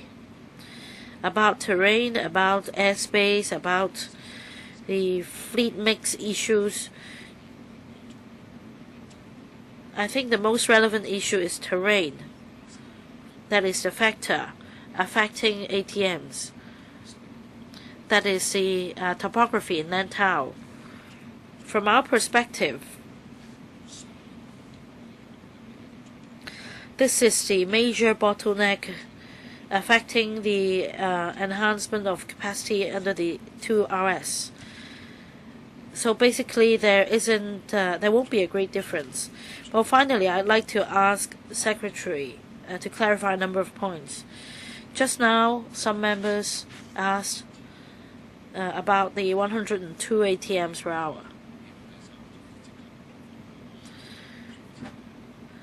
Now, you can't reach that figure immediately after commissioning of 3RS. So how many years will it take? Because in the community, there are suggestions that even with the 3RS, you can't really reach that figure. And there are also questions from the community that the Shenzhen authority doesn't agree, because the three parties are still negotiating. Is it the situation that this target will be reached through tripartite discussion so that we can use the airspace? The other point is about parking stands. As I understand, there are aircrafts parked there simply for loading and unloading of passengers, and there are aircraft staying overnight on the other hand. So are there different treatment for these two types? What about cost implications? Reclamation requires a large quantity of marine sand. On procurement, do you have any target in mind? Because when you commence a construction project, and if you don't have enough marine sand, that could be a major problem. Let me take your question on airspace, and I'll defer to Mr. Lam to take the remaining questions. On airspace, as I explained a number of times just now, the target or the objective of the 27 airspace plan is not just to resolve Hong Kong's issues, but to rationalize the issues in the whole region, so that for the Shenzhen Bao'an Airport, the Macau Airport, the Guangzhou Baiyun Airport, there is room for further development. And the key is to rationalize the use of airspace.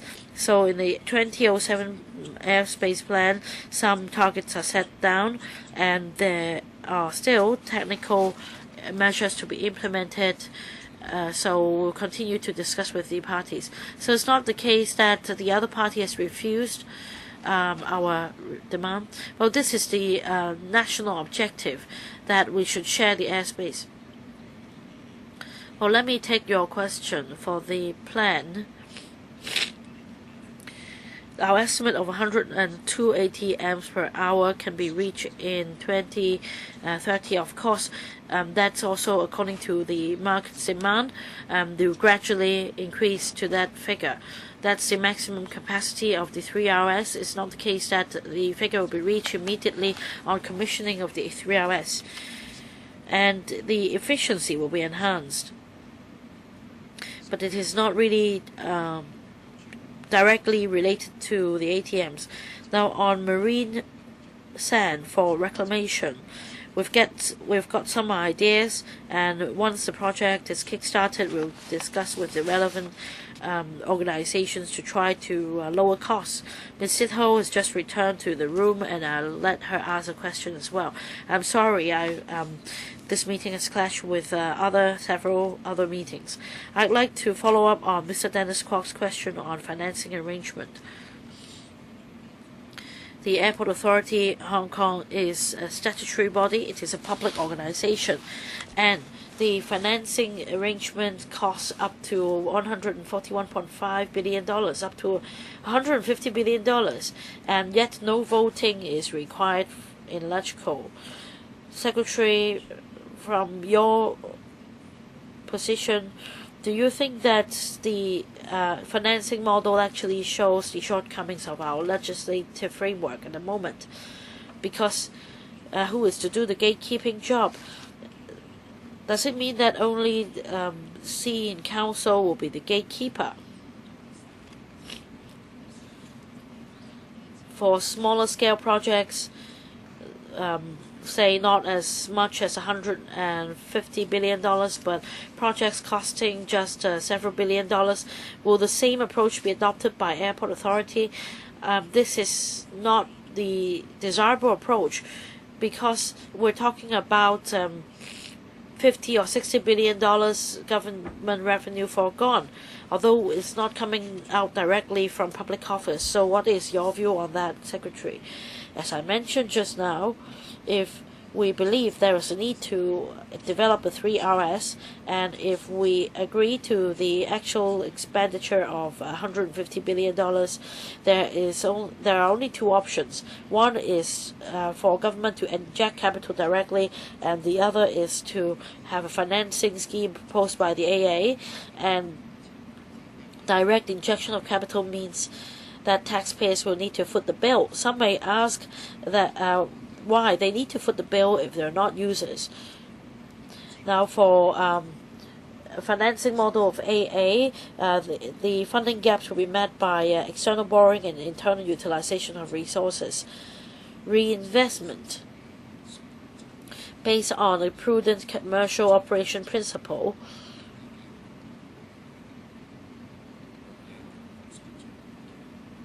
will bring more economic benefit in future. So it will also be beneficial for as far as the shareholders are concerned. And according to the provisions, the AAA has the right to take on financing on its own. For example, over the past few years, the Airport Authority has commenced a number of expansion projects, one in the West Apron area and the Midfield expansion area as well. And as a statutory body, it will process these issues in accordance with fiscal prudence and prudent commercial operation. Does it mean that the existing provision should be revised? Well, the existing provisions enables the airport authority to decide whether to give out dividends or not. But if dividends are to be retained, it should be for the benefit or for the profit or future development of the Airport Authority Hong Kong. Since Dr. Kenneth Chan is also here, since I allowed Ms. Sitho to ask a question, I also allow him to ask questions. I hope I won't get in the way of other members moving motions, but I'll deal with the issues. Before you ask your question, Mr. Dennis Kwok has moved the motion. Let me read it out. Well, I don't have time to photocopy the motion to others. This panel urges that a subcommittee be set up to follow up on the 3RS matter. I'll let Dr. Kenneth Chan speak first, and then I'll deal with the motion. Meanwhile, I'll extend the meeting by 15 minutes. No objection? Okay. Dr. Kenneth Chan. Thank you, Chairman. I believe my fellow party member already mentioned that the Civic Party's position is that we oppose the 3RS project. Funding is, of course, an issue. Under the Airport Authority Ordinance, is it really the case that the Airport Authority can impose levies and charges? Yes. Can it retain dividends? Yes, it can. But we should understand that Airport Authority is not just a private company. It is a statutory organization with 3 government officials, Mr. Casey Chan, and also DG of Civil Aviation and Secretary for Transport and Housing. And Chairman, you're also a board member of the Airport Authority. So when public interest is at stake, the government should handle the matter seriously. In particular, if no dividend is to be paid out to the government, there will be pressure on the public coffers. And Financial Secretary may tell us that we are not receiving dividends from the Airport Authority, and we may need to impose charges elsewhere in order to strike a fiscal balance in accordance with the basic law on airspace management. Well, we don't want to have it constructed first before we consider the problems. Constructing the 3rd runway means we're in a better bargaining position to negotiate with our counterparts in the PRD region on the use of airspace. However, it is the responsibility of electrical member to understand what exactly we're talking about. So, Secretary, is it that you're the only person who is in the know about the negotiation with the CAAC on the use of airspace? If so, you're telling us to have blind faith in you.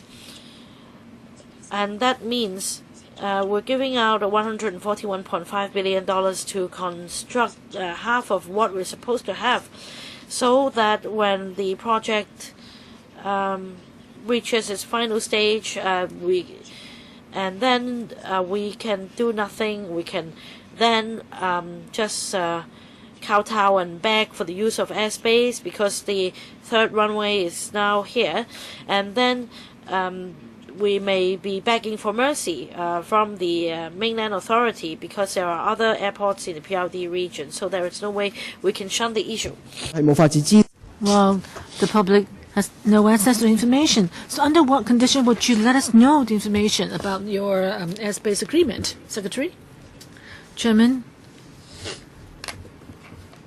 as I said in my earlier reply, this 2007 plan is a tripartite agreement involving, flight information concerning Hong Kong and the nearby region. So it's sensitive information as well. We can't just disclose the plans as they are. But I understand the public concern.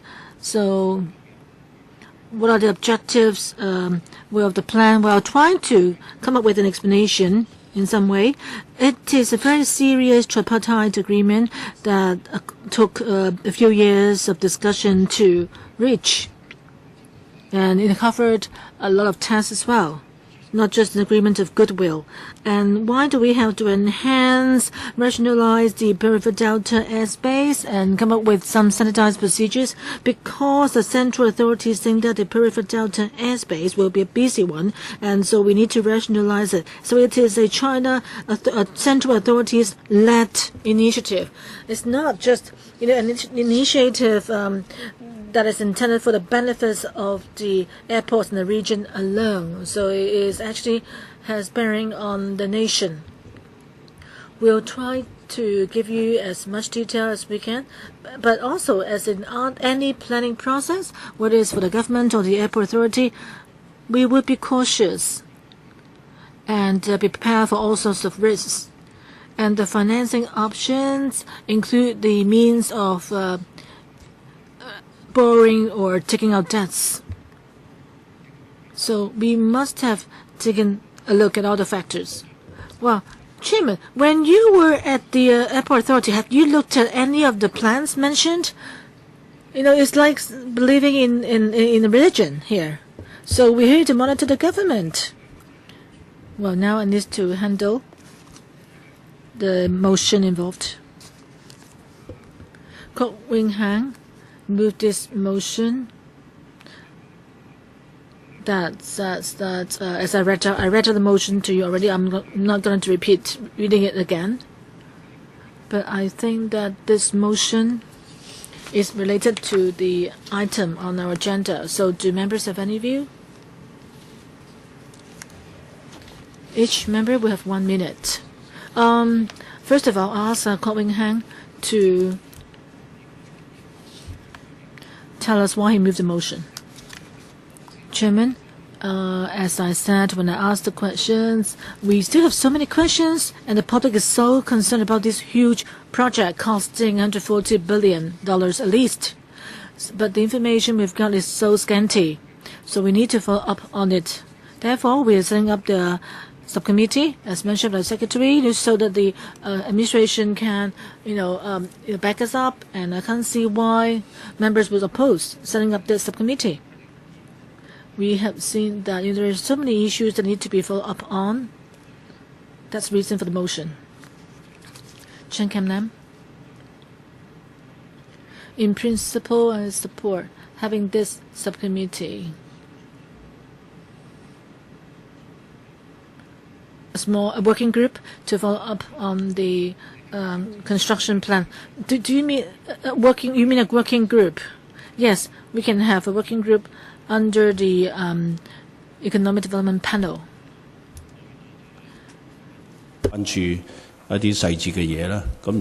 Well, as a committee,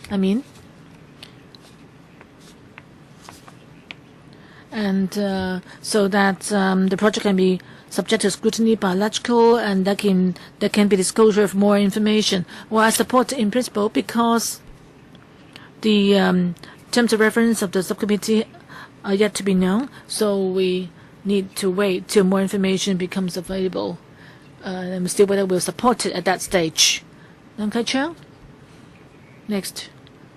Well, having a subcommittee under this panel is a speedy way and effective way to let the public, through members, monitor the development of the airport. And also we can address the airspace financing issues. So therefore, I would support Kok Wing Hang's motion to set up a subcommittee under this panel. Okay, Lam Kuan Yin, well, our party would not object to the setting up of the subcommittee. It's our responsibility to monitor the work, but you need to think carefully. For an airport monitoring group, members from various panels may be interested. So I think, Chairman, you yourself and other panel chairmen need to sit together and see how best we can proceed with, having the subcommittee set up. Next one. I think apart from economic development, there may be environmental issues involved. So whether we should have the subcommittee set up under the panel or under the House Committee is an outstanding issue. But since Kok Wing Hang proposes having the subcommittee set up under the panel, I would support it too. The Secretary has said a lot about the airspace and experts and also the previous civil aviation directors had also expressed their views. So I think the existing civil aviation director can also directly respond to those views expressed. I think we can set up the subcommittee under our panel first to deal with what lies within our scope of work first. Yes, Sid Ho. Well, as a former chairman of the environmental panel, of course, I will hope that this proposed subcommittee will be open to members from other panels. We can see whether we can discuss it in the House Committee. We need to prioritize as well. If there's no objection to setting up this subcommittee, I think we should let this subcommittee, have priority. Yes, next one. Since there is this suggestion of the administration bypassing monitoring by electrical, and since the AA also said that it welcomes monitoring by electrical, so I think it's natural for us to set up the subcommittee. Wong Kok-heng, well, Chairman, I agree with setting up the subcommittee under this panel. This will be speedier. Because I heard that there are several subcommittees already on the queue in the House Committee, so we don't know whether we have priority under the House Committee. So if we have the subcommittee under ours, then I think things can be done more quickly. Would you mind? Thank you, Chairman. I think whether the subcommittee can monitor the whole 3RS project it can actually give us a chance in the public to get to know more about the airspace issue. It's a good thing. I personally do not belong to this panel. I very much hope that in the future, in the House Committee, hopefully we can jump the queue and there can be a broader subcommittee set up comprising more members. But before that happens, if you can have a fast track option and set up this subcommittee under the panel, that will give us more chance to explore any issues related to 3RS. So I will support the motion. Next one. Well, we do not object to setting up the subcommittee, but whether we should jump the queue, I don't know. Well, because under the House Committee there are other subcommittees, like one on standard working hours, which I'm interested in. But I support this setting up of the subcommittee. Elizabeth Quat, yes, I agree with setting up the subcommittee so that there can be more discussions in electrical and about the project and to ease public worries. So members have spoken. I need to put it to a vote. But Kok-Wing-Hang, your motion, I'd like to add 4 words. The 4 words are that the panel calls for the setting up of the subcommittee under this panel. Yeah, no problem with that. Yeah. Yeah, I just want to, draw the line. Yes, of course. I think we need to specify, what sort of subcommittee it is. Okay, so now members who agree with setting up the subcommittee, please raise your hands. Let me read out the names who support: Sin Chung Kai, Mola Kong, Kok-Wing-Hang, Leung Kai-Chang, Elizabeth Watt, Tan Ka-Pew, Chen Kim-Paul,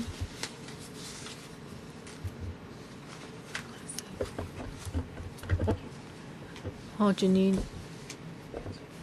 Yik Chi-Ming, Yu Si-Wing, Chen Kam-Nam, Leung Kuan-Yin, Wong Kok-Heng. Oh, you're not a member. Okay, you're not a member of this panel, so your vote will not be counted. Those who oppose, please raise your hands. Those who abstain? Okay. So we approve the motion. Another thing, does the panel agree that we should extend the hiring of the supernumerary posts, 3 supernumerary posts for the Hong Kong Airport Expansion Project Coordination Office. Yeah, you agree with that, right? Okay. Any other questions? If not, then thank you all for coming to the meeting today, and thank you, friends from the Airport Authority. No other business? Okay, if not, then our next meeting will be on April 27. Meeting adjourned.